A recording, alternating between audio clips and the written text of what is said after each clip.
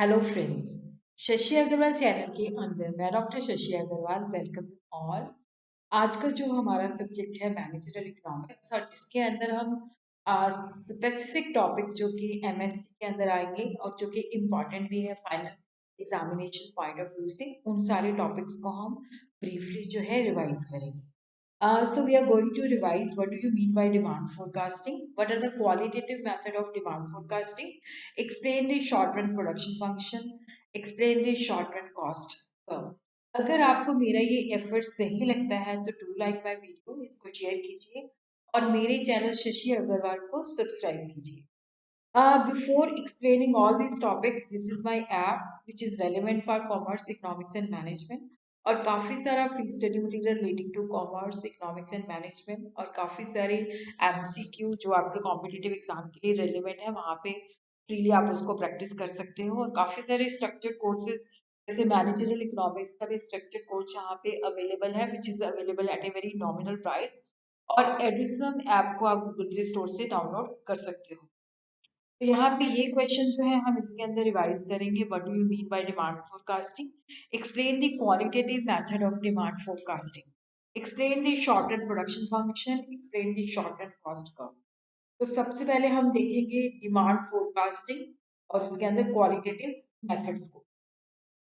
तो सबसे पहले हम देखते हैं डिमांड फोरकास्टिंग का मतलब क्या होता है।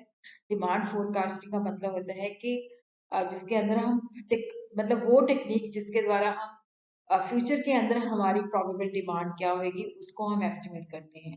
Demand forecasting for a product is the technique of estimating it's demand in the immediate और डिस्टेंट फ्यूचर। ये जो फोरकास्टिंग है शॉर्ट पीरियड भी हो सकती है, लॉन्ग पीरियड भी हो सकती है, जिसके अंदर हम देखना चाहते हैं कि आने वाले समय के अंदर हमारी डिमांड कितनी होगी। According to Evan J Douglas, demand forecasting will taken to mean the process of finding the value for demand in future time period. क्योंकि demand forecasting is very essential, क्योंकि बाकी जो प्रोडक्शन का काम है, फाइनेंस का काम है, जो लोगों को रखना है, वो डिमांड फोरकास्टिंग से ही ऑर्गेनाइजेशन को पता चलता है कि हमारी फ्यूचर के अंदर इतनी डिमांड है जिसके बेसिस पे हमने प्रोडक्शन करनी है, जिसके बेसिस पे हमें इस तरह का रॉ मटेरियल चाहिए, इतने लोग रखने हैं, इस तरह का फाइनेंस हमें जरूरत पड़ेगा। तो जब हम डिमांड फोरकास्टिंग करते हैं तो उसके अंदर पहले हमें ऑब्जेक्टिव कि why do we conduct demand forecasting. क्या हम कोई नया प्रोडक्ट इंट्रोड्यूस करने जा रहे हैं या एग्जिस्टिंग प्रोडक्ट की जो डिमांड है उसको एस्टिमेट करना चाहते हैं, या हमारा शॉर्ट रन ऑब्जेक्टिव है या लॉन्ग रन ऑब्जेक्टिव है। तो जो भी ऑब्जेक्टिव है दैट शुड बी क्लियर। फिर उसके बेसिस पे क्या ये एग्जिस्टिंग गुड है जिसकी हमने डिमांड फोरकास्टिंग करनी है, या ये न्यू प्रोडक्ट है। क्वालिटेटिव मेथड है, क्वांटिटेटिव मेथड है, कौन सा मेथड आपने यूज करना है। फिर जो आपने मेथड यूज किया है जिसके बेसिस पे आपने डिमांड को प्रिडिक्ट किया है, उसके बेसिस पे आप क्या प्रिडिक्ट कर रहे हो, क्या एनालाइज कर रहे हो कि कितनी डिमांड जो है फ्यूचर के अंदर एग्जिस्ट करेगी। तो डिमांड फोरकास्टिंग को हम कर सकते हैं qualitative method, quantitative method. Qualitative method के अंदर कंज्यूमर सर्वे मेथड है, सेल फोर्स मेथड है, डेल्फी मेथड है। क्वांटिटेटिव मेथड के अंदर ट्रेंड प्रोजेक्शन मेथड है, बैरोमेट्रिक मेथड है, रिग्रेशन मेथड है, इकोनोमेट्रिक मेथड है। बट इस वीडियो के अंदर हमारा जो फोकस रहेगा only on the qualitative methods. तो यहाँ पे हम देखते हैं कि क्वालिटेटिव मेथड के अंदर जैसे कि ओपिनियन पोल मेथड है, जहाँ पे लोगों का ओपिनियन जो है लिया जाता है, जैसे कंज्यूमर्स है, सेल फोर्स है, एक्सपर्ट्स है, उनके ओपिनियन लेके यहाँ पे प्रिडिक्शन की जाती है। तो ओपिनियन पोल मेथड जो है जिसके अंदर फर्स्ट जो टेक्निक है that is the consumer survey method. तो यहाँ पे कंज्यूमर सर्वे मेथड के अंदर क्या होता है कि जो बायर होते हैं जिन्होंने हमारा प्रोडक्ट परचेज करना होता है, यूज करना होता है, उनसे पूछा जाता है कि आप हमारे प्रोडक्ट के बारे में क्या व्यू पॉइंट है और उनकी फ्यूचर के अंदर क्या इंटेंशन है, कितनी क्वांटिटी परचेज करेंगे। तो ओपिनियन पोल मेथड के अंदर फर्स्ट मेथड जो है कंज्यूमर सर्वे मेथड है। कंज्यूमर सर्वे मेथड के अंदर जो कंज्यूमर से हमने सर्वे करना है वो दो मेथड हो सकते हैं, एक है कंप्लीट इन्यूमरेशन मेथड और दूसरा जो है सैंपल सर्वे मेथड।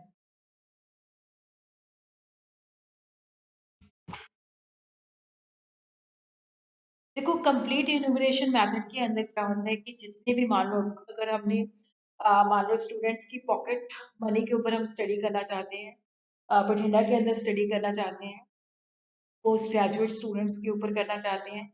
तो अगर वो पोस्ट ग्रेजुएट स्टूडेंट जो है बठिंडा के अंदर अगर 1 लाख का उनका नंबर है तो सबसे हम 1 लाख से ही इंफॉर्मेशन गैदर करेंगे। तो कंप्लीट इन्यूमरेशन सर्वे के अंदर क्या होता है कि जो भी हमारी पॉपुलेशन होती है उस हर एक से यूनिट से हम इंफॉर्मेशन गैदर करते हैं। बट इसका कुछ लिमिटेशन भी होता है, बहुत ज़्यादा कॉस्टली होता है, बहुत ज़्यादा टाइम कंज्यूमिंग होता है। और यहाँ पे क्या होता है कि बहुत ज़्यादा रियलिस्टिक अटेंशन पेपर वो नहीं बता पाते।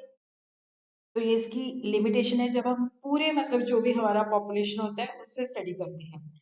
सेकेंड जो मेथड है that is the sample survey. इसके अंदर क्या होता है कि जैसे हमने स्टूडेंट्स के ऊपर रिसर्च करनी है, तो कुछ स्टूडेंट्स का जैसे पोस्ट ग्रेजुएट स्टूडेंट 1 लाख है तो उनमें से हमने 1000 ले लिया। ये जो 1000 है अज्यूम करते हैं कि ये पॉपुलेशन को रिप्रेजेंट करते हैं। उसी तरह से हम सैंपल लेके भी क्या होता है कि लोगों के ओपिनियन, लोगों के व्यू पॉइंट्स जान सकते हैं। उसी तरह इस सैंपल सर्वे टेक्निक की एक और वेरिएंट है जैसे कि टेस्ट मार्केटिंग। तो यहाँ पे सेल जो होती है, जैसे हमने कोई नया प्रोडक्ट लॉन्च करना है तो फ्यू रिप्रेजेंटेटिव मार्केट्स के अंदर हम उसको इनिशियली लॉन्च करते हैं, वहां पे देखते हैं कि क्या उनकी डिमांड एग्जिस्ट करती है। कंज्यूमर सर्वे मेथड क्योंकि ये ज़्यादा एक्सपेंसिव नहीं है, सिंपल है, और इसके अंदर हम शॉर्ट टर्म के बेसिस पे क्या होता है कि हम प्रिडिक्शन कर सकते हैं। लेकिन इसके अंदर जो डिसएडवांटेजेस होता है कि अगर हमारा सैंपल गलत है, अगर वो रिप्रेजेंट नहीं करता तो उसको हम जनरलाइज नहीं कर सकते। नेक्स्ट मेथड जो है that is and use method, जिसको हम इनपुट आउटपुट सर्वे मेथड भी कहते हैं। तो यहाँ पे क्या होता है कि demand for the final product is the end use demand of the intermediate product use in the product of final product. जो चीजें हम मैन्युफैक्चर कर रहे हैं हमारे लिए वो फाइनल है, लेकिन वो दूसरे के लिए क्या है, इंटरमीडिएट है, रॉ मटेरियल यूज होता है। तो हम यहाँ पे क्या करते हैं कि जो इंडस्ट्री हमारा इंटरमीडिएट जो हमारा प्रोडक्ट यूज करती है, तो उनकी प्रोडक्शन कितनी है उसके बेसिस पे हम अपने प्रोडक्ट की डिमांड एस्टिमेट कर सकते हैं। कई ऐसे भी इंटरमीडिएट प्रोडक्ट्स होते हैं जैसे स्टील है, तो स्टील कंस्ट्रक्शन में भी यूज होता है, ट्रांसपोर्टेशन में भी यूज होता है, एग्रीकल्चर में भी यूज होता है, इंडस्ट्रियल मशीनरी के अंदर भी यूज होता है। कई बार जो इंटरमीडिएट प्रोडक्ट हम यूज कर रहे हैं उसकी डिमांड डोमेस्टिक भी होती है और इंटरनेशनल भी होती है। उस सिचुएशन के अंदर क्या होता है कि देखो हम बहुत सारी फाइनल गुड्स इंडस्ट्री जहाँ पे वो यूज होता है, चाहे वो डोमेस्टिकली यूज होता है चाहे वो इंटरनेशनल लेवल पे यूज होता है। अगर वो हमारा जो प्रोडक्ट हम मैन्युफैक्चर करते हैं, अगर डोमेस्टिक डिमांड भी है, वो बाहर भी भेजा जाता है, तो जो भी इंडस्ट्री उसको यूज करती है उन सब की हम जो है डिमांड एस्टिमेट करते हैं। तो यहाँ पे हम input and output coefficient method जो है यूज कर सकते हैं। इसके जो मेरिट्स है देखो यहाँ पे, क्योंकि हमने जो इंडस्ट्री हमारा प्रोडक्ट यूज कर रही है एज ए रॉ मटेरियल, तो उनके बेसिस पे वो कितने यूनिट्स प्रोड्यूस करने जा रही हैं, तो यहाँ से हमारे पास एक्यूरेट प्रोडिक्शन आ जाएगी और ये सेक्टर वाइज डिमांड भी एस्टिमेट करने में हमें हेल्प करेगा। और ये जो मेथड है जो प्रोड्यूसर गुड्स है वहां पे यूज होता है। ये मेथड जो है थोड़ा सा कॉम्प्लेक्स है, इसके डिमेरिट्स भी हैं, कॉस्टली है। तो हो सकता है कि कोई इंफॉर्मेशन ना अवेलेबल हो तो जिसके बेसिस पे हमारी बात जो एस्टिमेशन है वो अनरियलिस्टिक भी हो सकती है। फिर उसके बाद दूसरा मेथड जो है कलेक्टिव ओपिनियन मेथड, इसको हम सेल फोर्स ओपिनियन मेथड भी कहते हैं। क्योंकि जो सेल्समैन होते हैं वो कंज्यूमर के काफी पास में होते हैं, रिटेलर के काफी डायरेक्ट कॉन्टेक्ट में होते हैं। तो यहाँ पे जो है क्या कहते हैं कि हम सेल जो मैन होते हैं उनसे हम इंफॉर्मेशन कलेक्ट कर सकते हैं, क्योंकि उनका कंज्यूमर के साथ भी डायरेक्ट कांटेक्ट होता है। तो ये काफ़ी सिंपलेस्ट है, लेस कॉस्टली है। इससे क्योंकि सेल्समैन हमारे ऑर्गेनाइजेशन में काम ही करते हैं, वो मार्केट के काफ़ी क्लोज होते हैं, तो उनसे हम इंफॉर्मेशन बड़ी आसानी के साथ कलेक्ट कर सकते हैं। लेकिन डीमेरिट्स ये होते हैं कि जो सेल्समैन से इंफॉर्मेशन ली है कई बार वो रिपीट नहीं करते, क्योंकि कंज्यूमर के टेस्ट चेंज होते रहते हैं। और यहाँ पे सेल्समैन से इंफॉर्मेशन ले रहे हैं तो ये बाइस भी हो सकती है। फिर उसके बाद लास्ट जो मेथड है डेल्फी टेक्निक। तो यहाँ पे ये ग्रुप ऑफ एक्सपर्ट्स की डिस्कशन के ऊपर बेस्ड होता है। यहाँ पे जैसे बहुत सारे एक्सपर्ट्स होते हैं लेकिन वो एक्सपर्ट एक दूसरे को नहीं जानते, तो वहाँ पे क्या होता है कि काफी सारे राउंड्स होते हैं। पहले एक क्वेश्चन भेजा जाता है, जैसे मान लो 5 एक्सपर्ट्स हैं बट उनको नहीं पता कि हम इस पे काम कर रहे हैं, तो क्वेश्चनर फिल करके वो वापस भेजते हैं। तो फिर उसके अंदर क्या होता है कि देखा जाता है कि कौन से क्वेश्चन जो है उनकी कंसेंसस है, कौन से क्वेश्चन है जिनके ऊपर उनकी कंसेंसस रजामंदी नहीं है। तो जिन पॉइंट्स के ऊपर रजामंदी नहीं है उसके बेसिस पे अगला क्वेश्चन बनता है, फिर भेजा जाता है। तो ये प्रोसेस तब तक चलता रहता है जब तक कि सबकी रजामंदी मिल जाती है। इसके अंदर हम देखते हैं चूज ए फैसिलिटेटर, फिर एक्सपर्ट्स आइडेंटिफाई किए जाते हैं, प्रॉब्लम को डिफाइन किया जाता है, फिर उनको क्वेश्चन भेजा जाता है, क्वेश्चन आता है, फिर देखा जाता है कि कौन से मुद्दे हैं जहाँ पे वो एग्री करते हैं, कौन सी चीजें हैं जहाँ पे वो एग्री नहीं करते, उसके बेसिस पे सेकंड क्वेश्चन बनता है, तो सो ऑन, कि जब तक के वो कंसेंसस नहीं हो जाता। तो ये भी सिंपल टू कॉन्डक्ट है। यहाँ पे भी जहाँ पे क्वांटिटेटिव डाटा पॉसिबल नहीं है तो वहाँ पे हम ये मेथड यूज कर सकते हैं। ये एक रिलायबल फोरकास्ट है क्योंकि हमने इसके अंदर एक्सपर्ट्स को यूज किया है, तो ये भी ज़्यादा एक्सपेंसिव नहीं है। लेकिन ये साइंटिफिक नहीं है, बाइस्ड हो सकता है क्योंकि यहाँ पे हम लोगों का सब्जेक्टिव ओपिनियन ले रहे हैं। तो ये था हमारा qualitative method of demand forecasting. जिस पैटर्न में मैंने बताया है उसी पैटर्न में आपने लिखना है। तो सेकेंड इंपॉर्टेंट क्वेश्चन जो है that is explain short run production function. एक बार देखो लॉ ऑफ वेरिएबल प्रोपोर्शन के ऊपर सीधा भी क्वेश्चन आ जाता है, explain the law of variable proportion. कई बार आ जाता है explain short run production function, तो उस वक्त स्टूडेंट बहुत डर जाते हैं। शॉर्ट रन प्रोडक्शन फंक्शन क्या है? तो इसके अंदर देखो आपने लॉ ऑफ वेरिएबल प्रोपोर्शन ही लिखना है, लेकिन उसके अंदर पहले आपने प्रोडक्शन फंक्शन को लिखना है। फिर उसके बाद आपने बताना है शॉर्ट रन प्रोडक्शन फंक्शन है, लॉन्ग रन प्रोडक्शन फंक्शन है। फिर आप उसके बाद आपने लॉ ऑफ वेरिएबल प्रोपोर्शन को बताना है, उसकी अजम्पशन बतानी है, टेबल फॉर्म के अंदर उसको एक्सप्लेन करना है, फिर उसी तरह ग्राफ बनाना है, और फिर उसके बाद रैशनल डिसीजन कहाँ तक लेगा। तो प्रोडक्शन फंक्शन जो है that is the technical relation between the input and the output. Production function is physical relation between a firm's input of resources and its output of goods and services per unit of time. कि given time period के अंदर इतना input use करके हम इतना output produce करेंगे। Output जो है that is the function of input of the resources.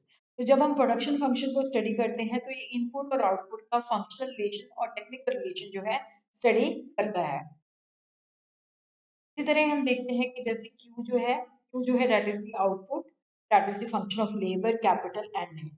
तो वो लेबर, कैपिटल एंड लैंड के ऊपर डिपेंड करती है। अगर दो फैक्टर्स ऑफ प्रोडक्शन है तो हम लिख सकते हैं कि Q is a function of labour and capital. तो यहाँ पे क्यू जो आउटपुट है वो डिपेंड करता है फैक्टर्स ऑफ प्रोडक्शन की। प्रोडक्शन फंक्शन जो है दो तरह का होता है, शॉर्ट रन प्रोडक्शन फंक्शन है, लॉन्ग रन प्रोडक्शन फंक्शन है।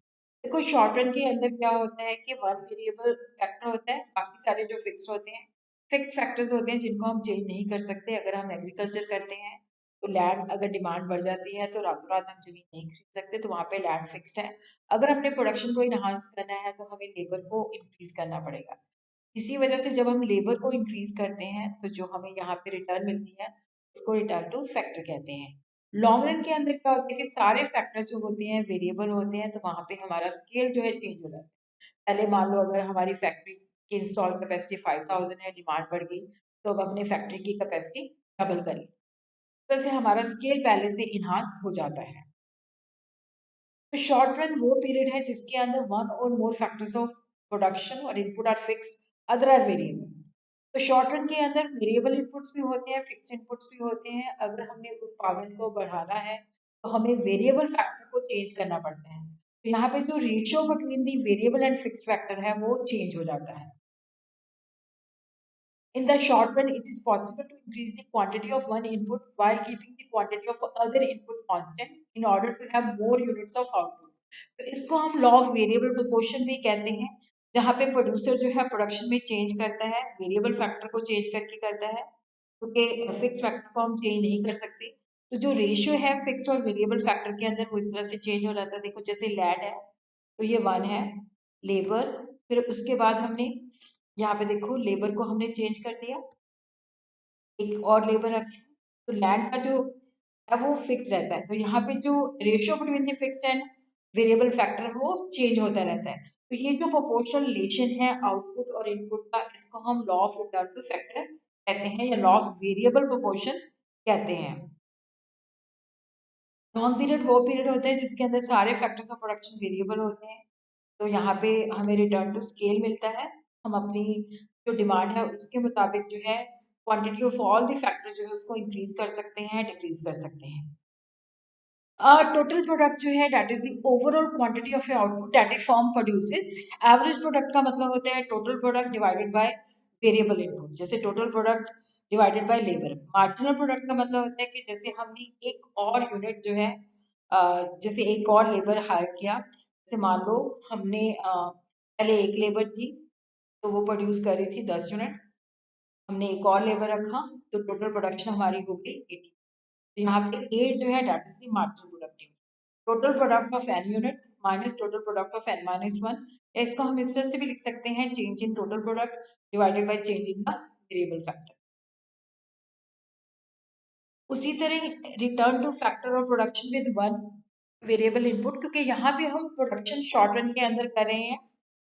जो वेरिएबल फैक्टर है उसको चेंज कर रहे हैं, जो फिक्स फैक्टर है उसको हम चेंज नहीं करते, तो वेरिएबल और फिक्स फैक्टर का रेशियो चेंज हो जाता है। तो रिटर्न टू फैक्टर, ये जो फिक्स एंड वेरिएबल के अंदर जो प्रोपोर्शनल रिलेशन होता है, इसको यहाँ हम लॉ ऑफ वेरिएबल प्रोपोर्शन कहते हैं या रिटर्न टू फैक्टर कहते हैं। तो इसके 3 फेसेस होते हैं। एक इंक्रीजिंग रिटर्न टू फैक्टर, कि जब हम वेरिएबल फैक्टर को इंक्रीज करते हैं तो शुरू में टोटल प्रोडक्शन जिस रेशियो से हम वेरिएबल फैक्टर को चेंज करते हैं उससे ज्यादा रेशियो से बढ़ता है। कांस्टेंट होता है कि जिस रेशियो के अंदर अगर हमने लेबर को 30% से चेंज किया तो हमारा टोटल आउटपुट भी 30% से चेंज होगा, राइज करेगा।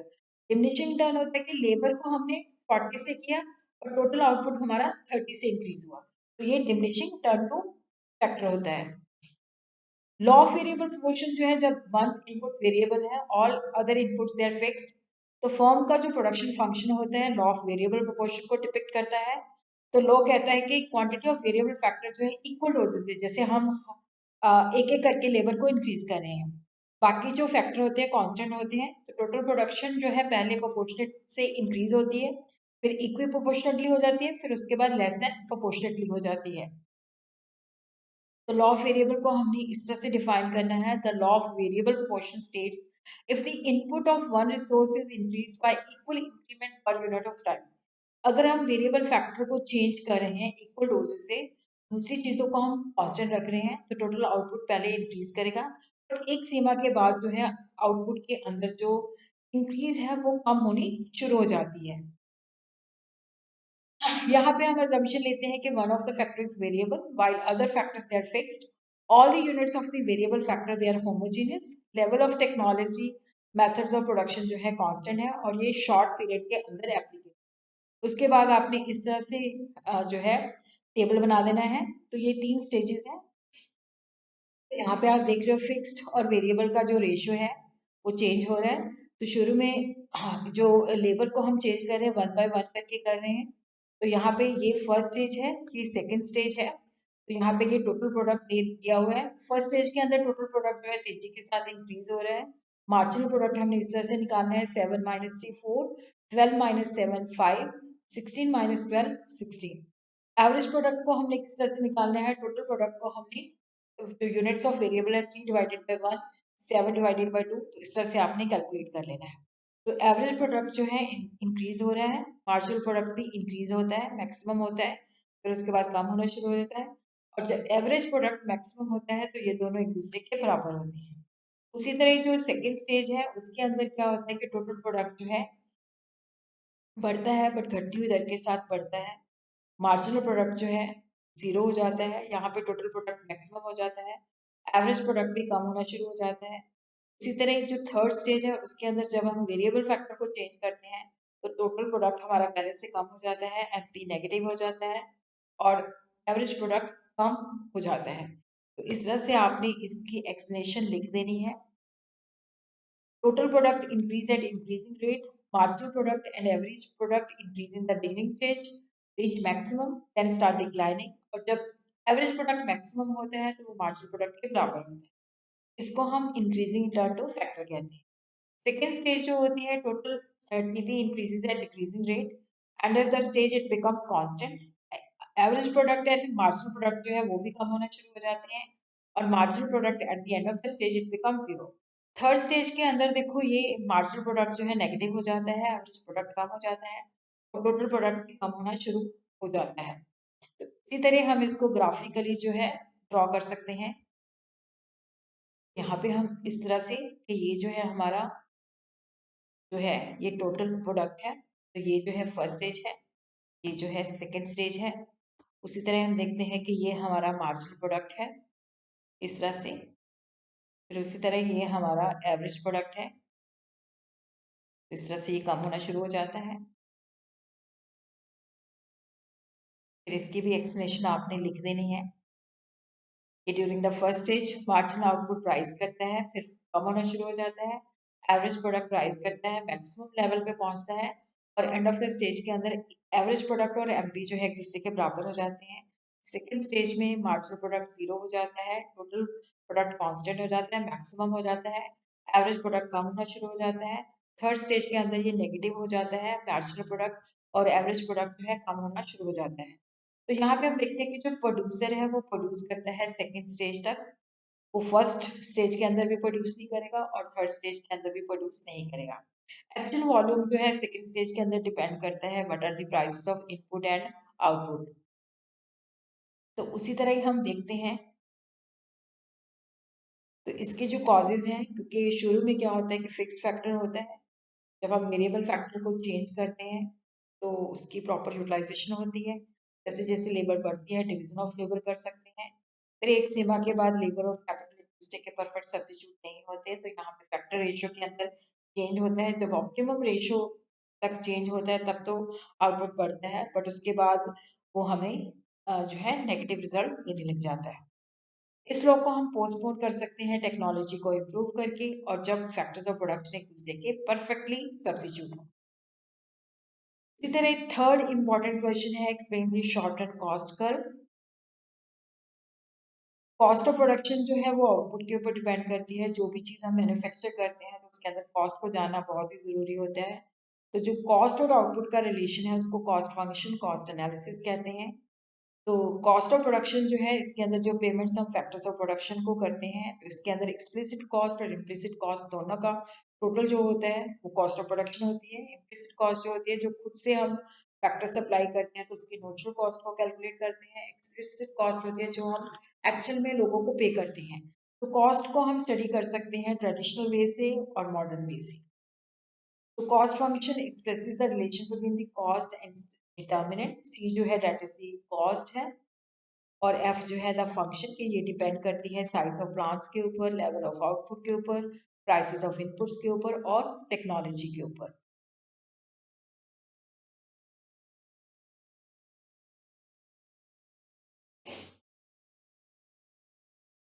तो उसी तरह ही हम देखते हैं कि शॉर्ट रन के अंदर कॉस्ट को स्टडी कर सकते हैं, लॉन्ग रन के अंदर कॉस्ट को हम स्टडी कर सकते हैं।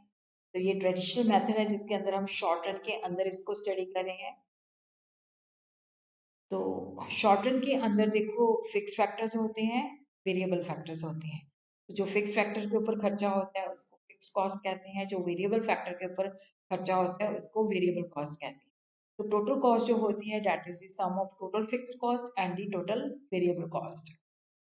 तो शॉर्ट रन वो पीरियड होता है जिसके अंदर फर्म का एक या उससे कुछ फर्म के जो इनपुट होते हैं फिक्स होते हैं, अदर वेरिएबल होते हैं। जब हमने प्रोडक्शन को बढ़ाना है तो हम वेरिएबल फैक्टर को चेंज करते हैं। लॉन्ग रन के अंदर सारे इनपुट जो होते हैं वेरिएबल होते हैं। तो शॉर्ट रन के अंदर देखो फिक्स्ड कॉस्ट होती है और वेरिएबल कॉस्ट होती है। फिक्स्ड कॉस्ट वो कॉस्ट होती है जो फिक्स्ड फैक्टर के ऊपर हम स्पेंड करते हैं। ये कॉस्ट जो है प्रोडक्शन के साथ चेंज नहीं होती।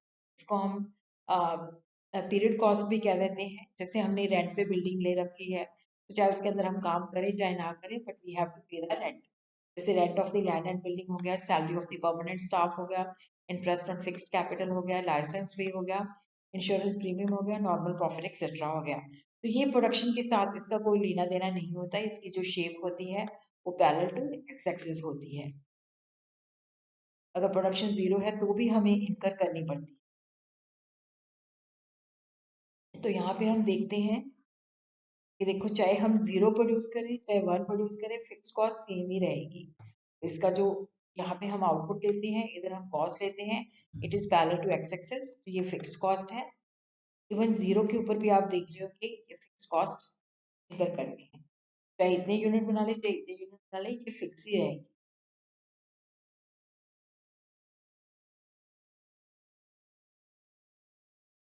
वेरिएबल कॉस्ट वो कॉस्ट होती है जो वेरिएबल फैक्टर के ऊपर स्पेंड करते हैं। अगर आउटपुट जीरो है तो वो भी जीरो होगी। इसको हम प्राइम कॉस्ट भी कह सकते हैं, डायरेक्ट कॉस्ट भी कह सकते हैं, स्पेशल कॉस्ट भी कह सकते हैं। जैसे रॉ मटेरियल के ऊपर खर्चा, फ्यूल एंड पावर के ऊपर खर्चा, टेम्परेरी लेबर के ऊपर खर्चा, ट्रांसपोर्ट कॉस्ट के ऊपर खर्चा। अगर प्रोडक्शन जीरो है तो ये भी जीरो होगी।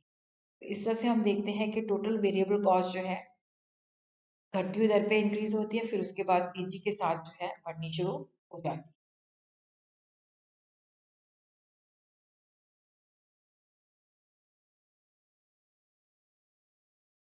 इस तरह से इसका कर्व, जो कर्व है वो एक्स पे आपने आउटपुट लेना है। तो ये इस तरह से क्या है कि देखो ये वेरिएबल कॉस्ट है जो कि ओरिजिन से शुरू होता है, जो इंडिकेट करता है कि अगर आउटपुट जीरो है तो ये भी जीरो होगा। और टोटल कॉस्ट जो है that is the sum of fix cost and the variable cost. तो यहाँ पे हम देखते हैं कि टोटल कॉस्ट जो है which is equal to fixed cost plus variable cost. तो हमने यहाँ पे टोटल कॉस्ट निकाल ली है। अब हम टोटल कॉस्ट का ग्राफ बना लेंगे।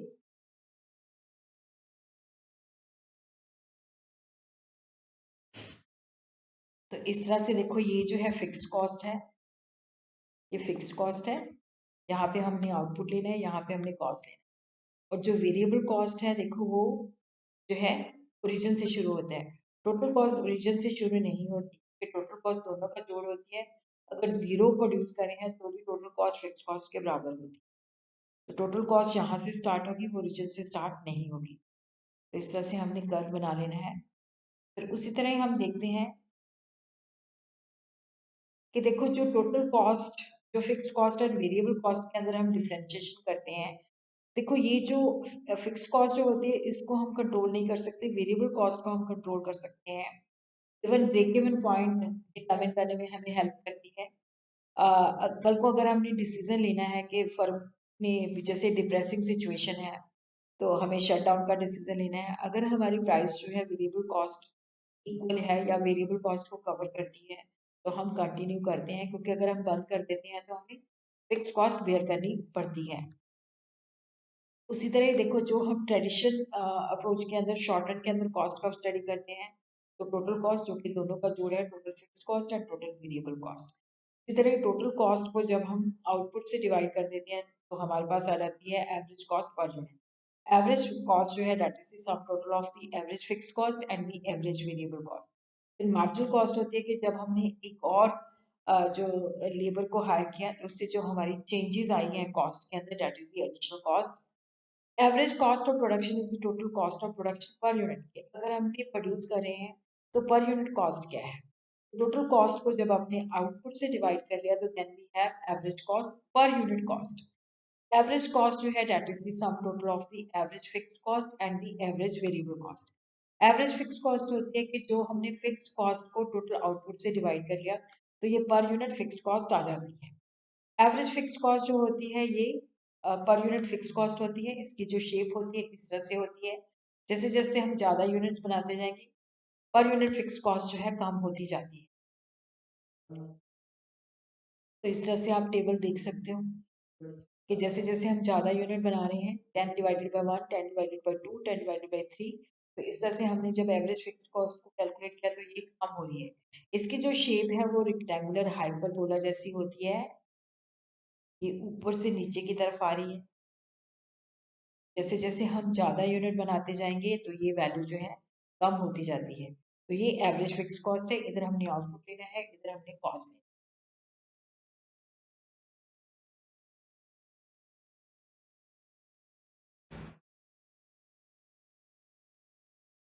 तो एवरेज वेरिएबल कॉस्ट जो है टोटल वेरिएबल कॉस्ट को जब हमने आउटपुट से डिवाइड कर दिया, जैसे आपने देखा कि ये टोटल वेरिएबल कॉस्ट दी रखी है, इसको हमने आउटपुट से डिवाइड कर देना है। 10/1,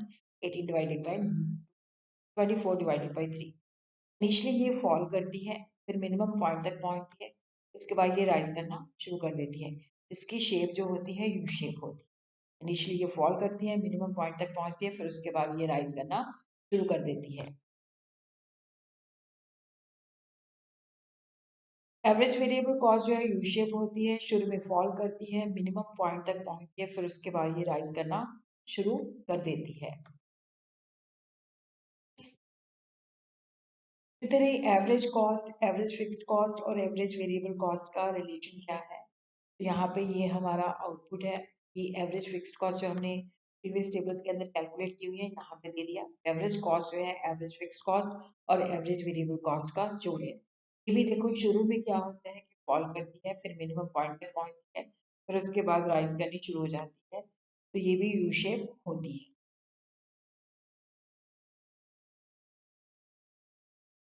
इस तरह से आप इसका ग्राफ जो है बना सकते हो। तो यहाँ पे हमने आउटपुट लेना है, तो ये हमारा एवरेज वेरिएबल कॉस्ट है, ये पहले यू शेप है इसकी, ये एवरेज फिक्स्ड कॉस्ट है, और ये हमारा एवरेज कॉस्ट है, ये भी यू शेप है, तो ये इसका मिनिमम पॉइंट है।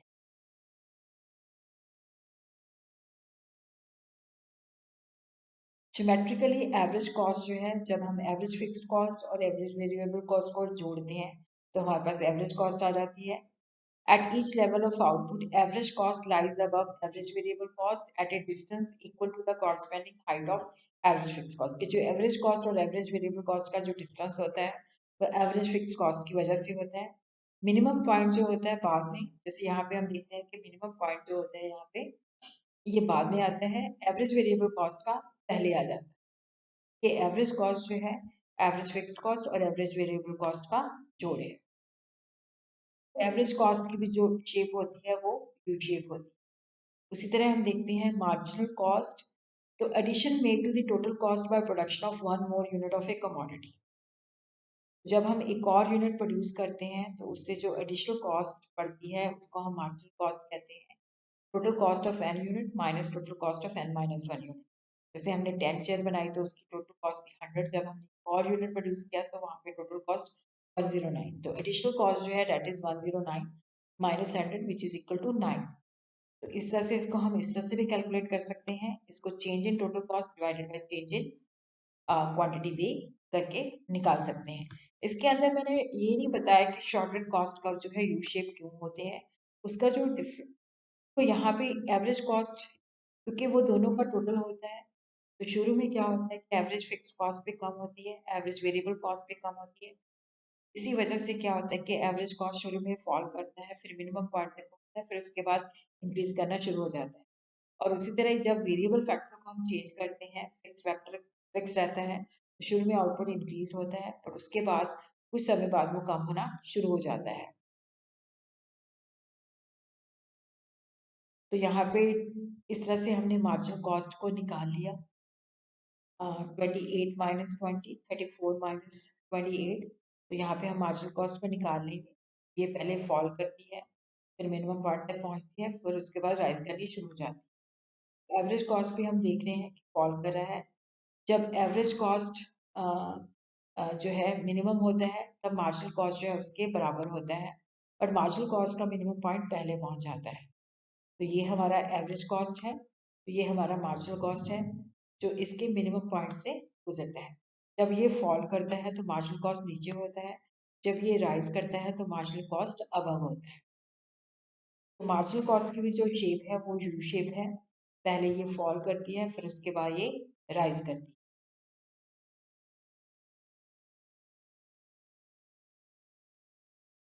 एवरेज कॉस्ट और मार्जिनल कॉस्ट दोनों टोटल कॉस्ट से ड्राइव होते हैं। एवरेज कॉस्ट जो होती है पर यूनिट कॉस्ट होती है, total cost divided by Q. Marginal cost जो होती है that is the additional cost of producing one unit. तो यहाँ पे हम देखते हैं कि, तो यहाँ पे मार्जिनल कॉस्ट का मिनिमम पॉइंट पहले आ जाता है, और जब एवरेज कॉस्ट का मिनिमम पॉइंट आता है मार्जिनल कॉस्ट उसके बराबर होता है। जब एवरेज कॉस्ट फॉल करती है तो मार्जिनल कॉस्ट एजी के साथ फॉल करती है और उसके नीचे होती है। जब राइज करती है तो मार्जिनल कॉस्ट अबव होती है, एवरेज कॉस्ट नीचे होती है।